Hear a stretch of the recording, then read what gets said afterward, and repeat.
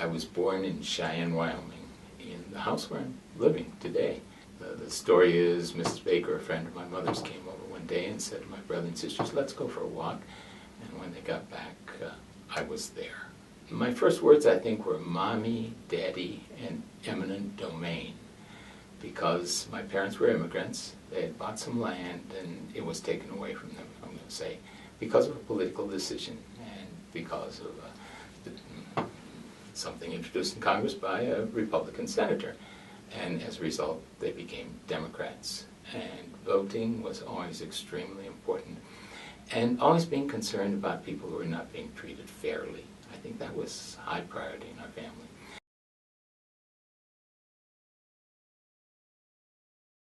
Because in 2009, I made a trip to Washington, specifically for the purpose of talking about foreign affairs with our congressional representation. I was able to speak for about 2 minutes with Ms. Lummis. With the two senators, they had a coffee every Wednesday morning, so I got to be there with 20 or 30 other people to shake their hands and have a photo, and that wasn't what I was looking for. I was looking forward to speaking about some concerns on the world level. So I woke up one morning afterwards and I thought, this is not the Wyoming that I've known. I've told people around the world, we in Wyoming are politically the most powerful people in the United States.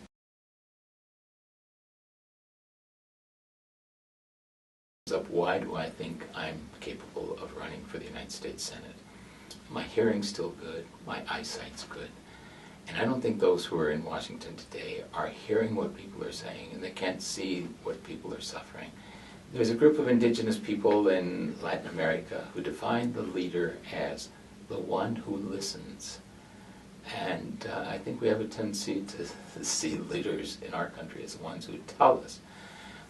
But I really think it's important to listen. There's thousands of kids in Wyoming who go to bed hungry every night.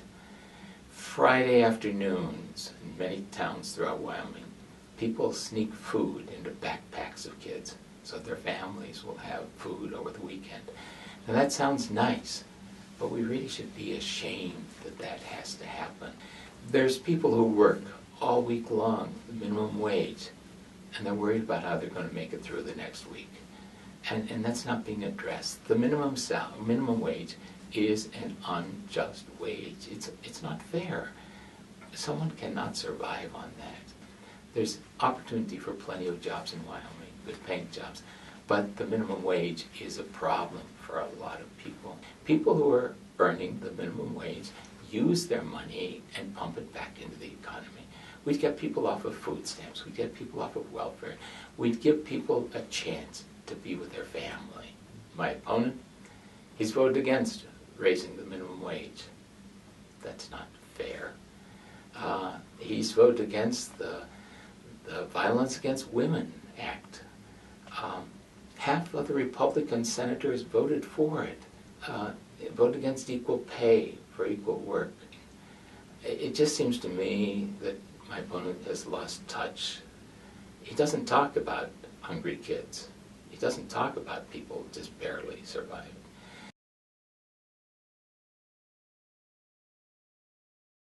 So many times in elections, the question comes up, how much money have you raised? If that's what's going to decide this election, then we have no chance whatsoever. Senator Enzi, it's come out recently, has $4.1 million in his campaign fund. Personally, I think that's somewhat obscene in a state like Wyoming. My opponent, his biggest contributor, are pharmaceutical companies. What do pharmaceutical companies have to do with Wyoming?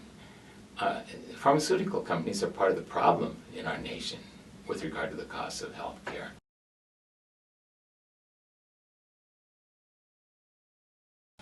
Nobody in the United States should be concerned about getting sick, and yet that's the case.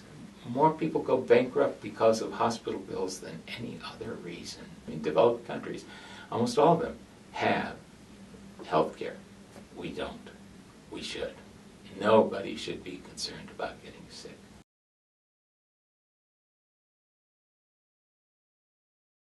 My main concern are children, women, workers. We've got to do something about the minimum wage. We've got to do something about health care. We've got to do something about rebuilding our infrastructure.